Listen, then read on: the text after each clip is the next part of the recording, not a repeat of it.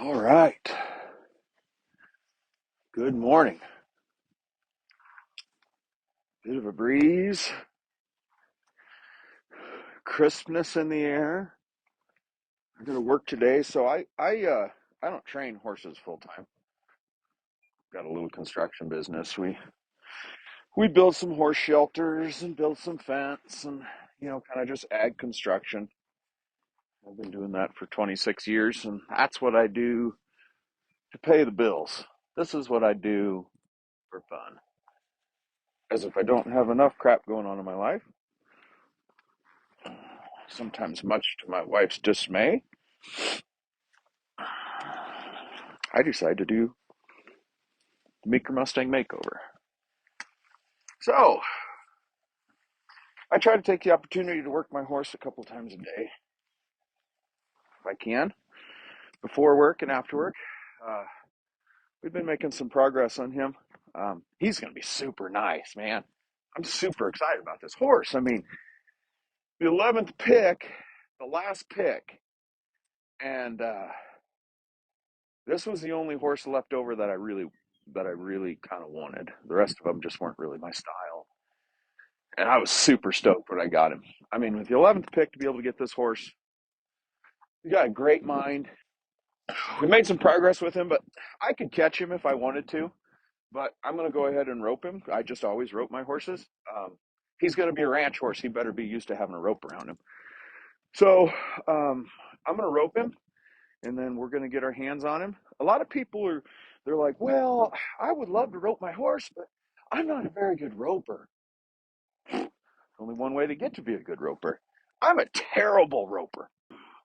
But the nice part about being a terrible roper is that you keep throwing this rope at your horse. And you keep teaching that horse that every time you pick that rope up, he doesn't have anything to worry about. Because I swung 6 times to catch him.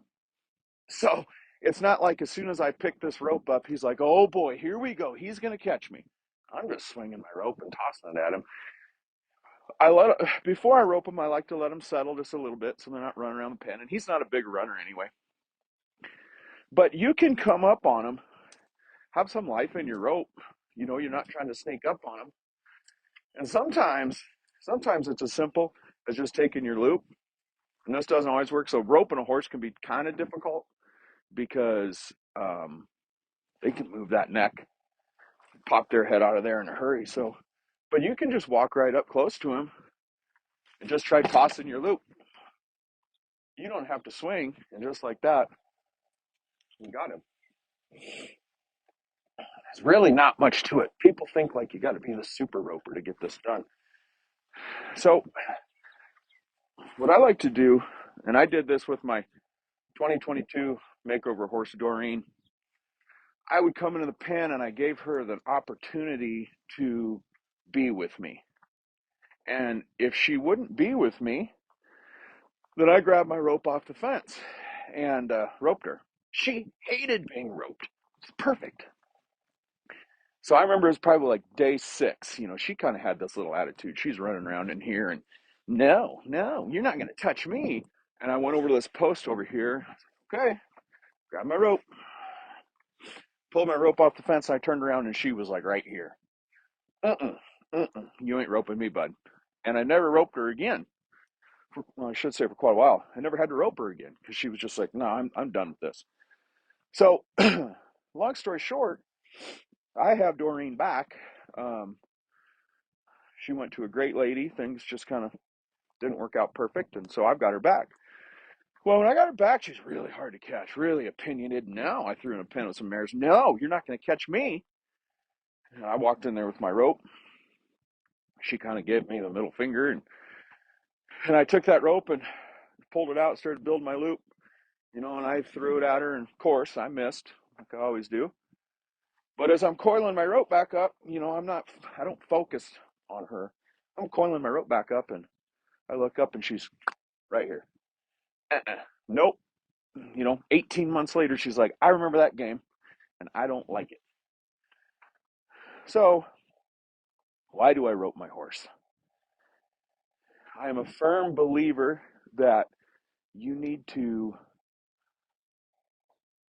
limit their movement. Um, these horses are meant for traveling. I mean, this sucker, who knows, he could have traveled 20 miles a day for water. He could go all around this pen just trying to stay away from me. So if I rope him, I've restricted his movement. Kind of like a little umbilical cord. He's attached to me now. Um, if you notice, when I roped him, he was over at the gate. He loves that gate. And he gets over there and he paws and he's agitated. He's just got to get back out. He's got the rope on. And look, I have not pulled this horse at all. But I got the rope on him, and he has slowly worked himself into me. He knows that when this rope is on, then we've got some things to do. He's kind of in my hands now.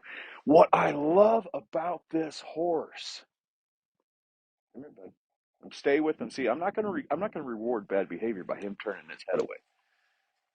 Like right there, like he tries to turn his head away, my hand's gonna stay right there, like because you'll teach him. You'll teach him like if I turn my head away, he'll take his hand away, and then you can start down some paths of just bad behavior by some of the littlest things.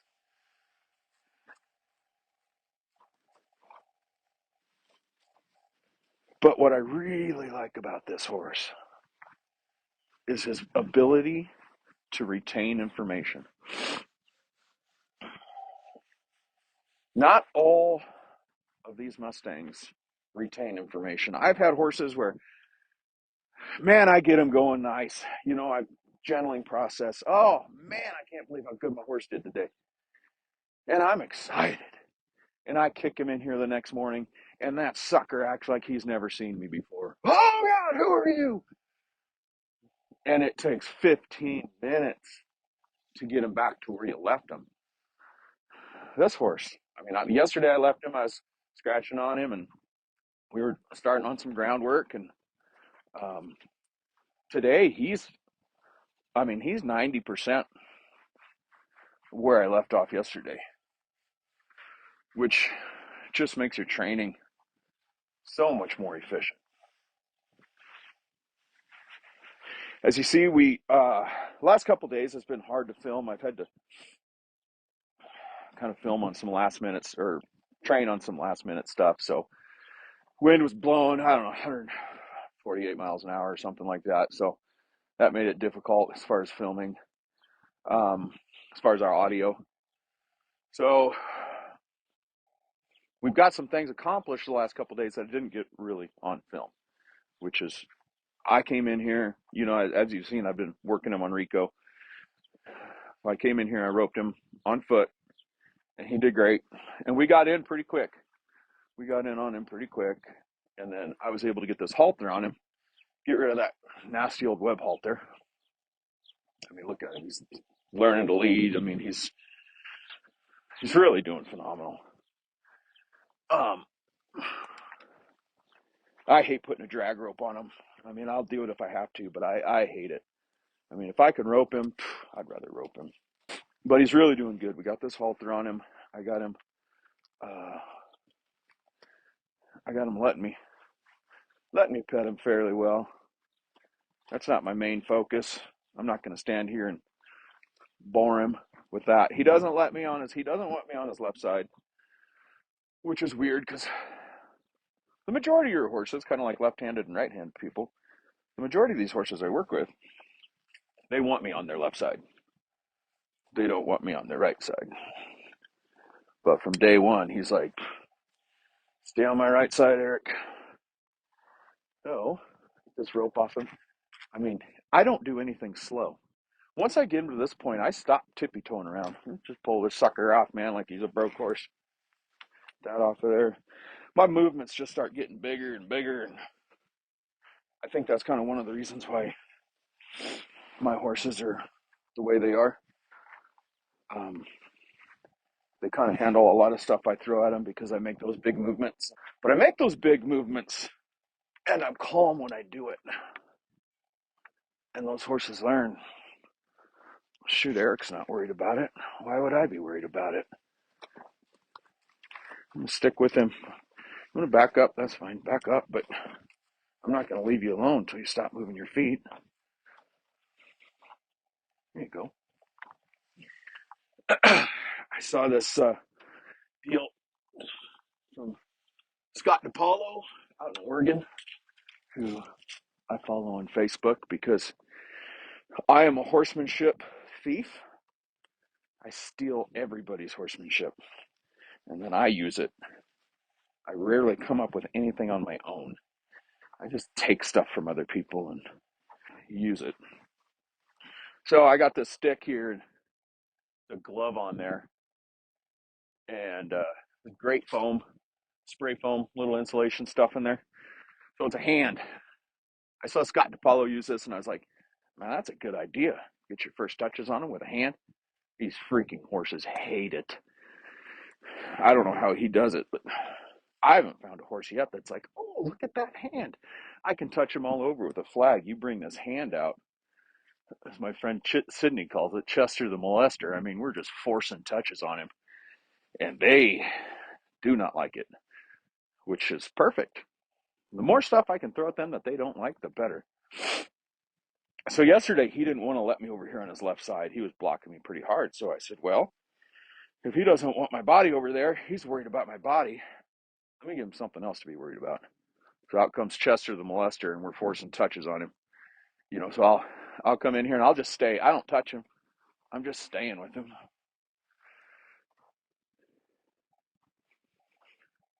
Let him worry about that hand. We'll start touching with that hand, and that's fine. If you don't like it, that's fine. He just needs to learn that I'm going to stay with him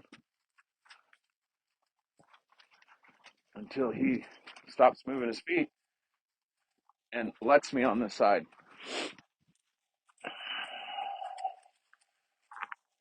Keep touching him. He stops his feet.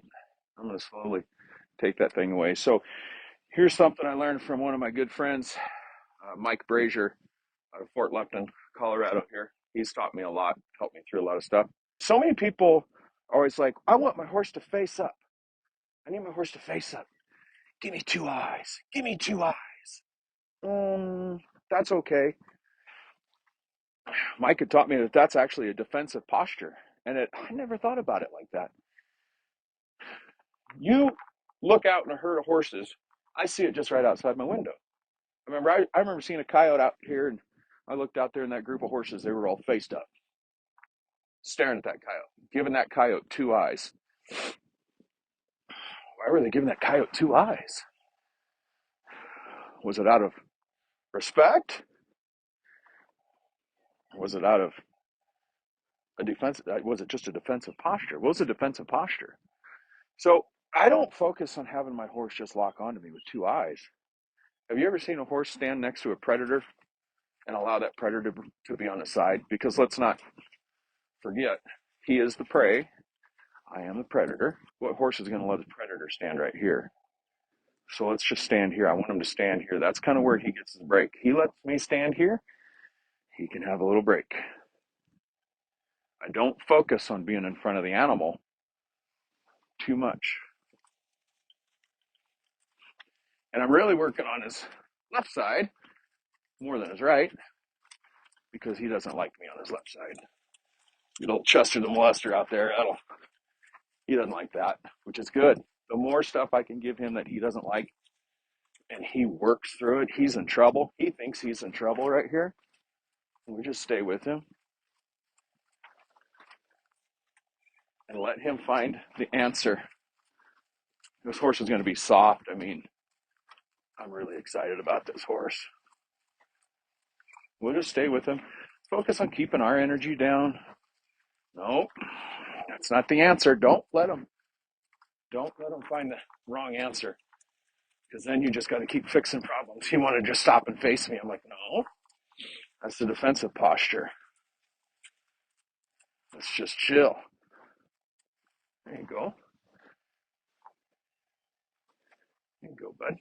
Man, I've seen so many people that force things on horses, and I've been there. I've had to do some stuff with these Mustangs that I haven't wanted to in order to get through to them. But I really try to take the the mindset of this. If more people cared about other people's opinions, I care about my horse's opinion. Um, if you care about your wife's opinion and you care about her feelings, you're probably going to have a much better marriage than if you didn't. I mean, it's just common sense. Wives, friends, you treat their opinion with respect, you value their feelings, you're going to have a good relationship. A couple years ago, that's one thing I really started trying to focus on with Rico, because he was an outlaw. He was rough. And so I had to kind of really focus on slowing myself down, not forcing things on him, and value his opinion. I mean, if I bring my hand up here, you know, and he doesn't like it, I know, buddy. All he's telling me right now is he's saying, Eric, I can't really take this right now. I don't like it. And I'm saying, Pearl Snap, I know you don't like it, bud. Just stay with me here. I value your opinion, understand your feelings, understand you're scared. Okay, that was all I'm asking for, man. That's all I'm asking for. Oh, some guys are gonna give me hell for that. Oh, geez, Eric, you sound kind of soft. Yeah, I am. I am soft when it comes to my horses. I try to be soft. I try to care about their feelings and their opinion, but yet I'm also not afraid to put my foot down, and we won't tolerate bad behavior. So, one thing I want to do real quick in this video. That's a good boy. That's a good boy. Yeah. I got this high line, and this works great for tying up horses for their first time. They can move. It's not too super claustrophobic. We're not just tying them up in one thing and they got to just stand there. They can move around and they don't get themselves in trouble. This thing has a swivel in the top. It'll swivel up for me a little bit. I don't know why it's not swiveling. I haven't used this sucker a year. There we go. It'll swivel so he doesn't get himself all wrapped up in here. There we go. So if I tie this horse up, he's kind of looking to me for some guidance and some safety. Like I'm kind of starting to become his comfort zone. So if I tie him up and leave, go over there, all of a sudden he's stuck in the center of the round pen, and he is stuck all by himself. And he doesn't have the confidence, more than likely, to handle that real well. So I'm just trying to teach him here that he can be back there. He's tied up to that. He doesn't need to be right next to me. And I'll move his feet around a little bit and it'll let him have the confidence of knowing that he's tied up to this thing, to this high line. He can move his feet. He can be away from me and it's going to be okay. You see, he's just like, dude, I got to be close to you, man, because I'm a little nervous. And some horses handle this really well. I've had some horses I tied up to the high line the first time, and because they're so sensitive and they give the pressure so nice, they're like, okay, we're good. We got it. Some horses, absolutely panic. I think he's actually going to be a good one as far as staying tied up.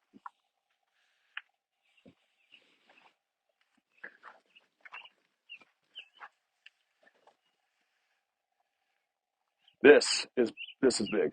We're going to come behind him if he'll let us. Not quite. I was hoping to be able to get behind him, and if he'd be comfortable enough standing there, and we'd switch eyes on him.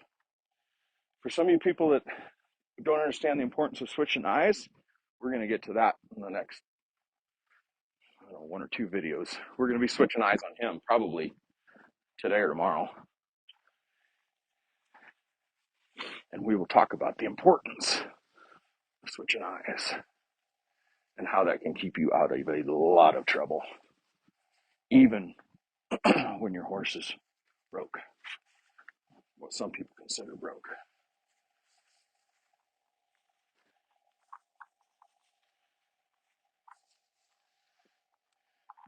I'm just going to leave him here briefly because I don't want to push it. I want to end this on a good note. I'm not done. I want to end this on a good note. I want him to stand there. I'm not going to focus on switching eyes. If I get into pushing him on too much stuff, at this point in time, we could be in here for another hour trying to end it on a good note because I always want to end every training session on a good note. So I'm not going to walk behind him and bother him. I'm just going to be in front of him so he feels comfortable. I'm not going to ask him to move his feet. I don't care. Like, I want this to be just as comfortable as possible for him. That's perfect. That's it. Day one of tying up. Like, I just try to do baby steps with everything. Like, how can I break it down even more? And so I learned, I kind of came up with this little technique uh, of what I just showed you about being on the end of the rope and staying with him for a while. Because last year was slick. I tied him up, and then I came and stood back over here, and he was not happy. Let's just say that. He was not happy. So this time I'm like, well, let me just teach the horse that that ring is fine. You can be tied to that ring. You can hang out there. Let me teach him to give to the pressure of the ring before I tie him up to it. Baby steps. So there's probably a way to break that down even simpler. But the easier that you can, or the more that you can break things down, the more that you have these baby steps, you just build on those little things. Confidence, confidence, confidence, confidence. Before you know it, you got to the big thing, and you never betrayed that horse's trust. He still has the utmost of confidence in you. So we're good. We're good for the morning. I'm happy. Super happy.